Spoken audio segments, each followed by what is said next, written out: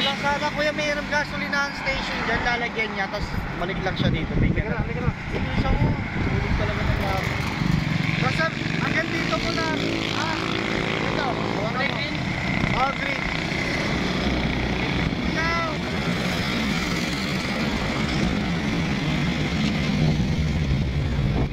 Ito na guys na hindi ko pala ibigay yung kompleto na nadaanan ko po sila pauwi na akong Tagaytay. Tinanong ko, naubusan pala silang gasolina. Marami silang kasamang mga bata. Kaya ito, hindi ko na nipagkita yung kompletong details dun sa gasolinahan. Galing na po kami sa gasolinahan, pumili yung kasama nila.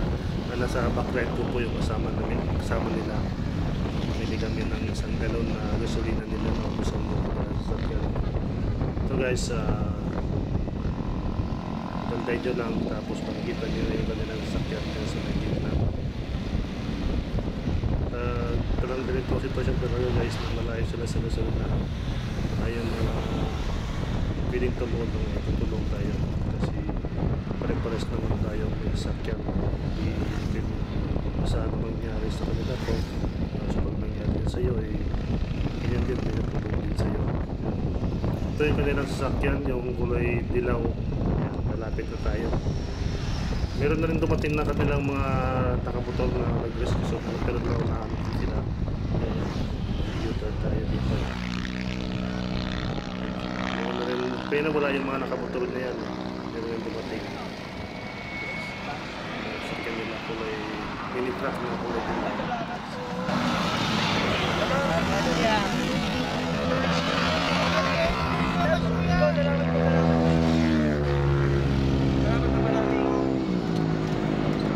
Saan ba kayo na-uwi?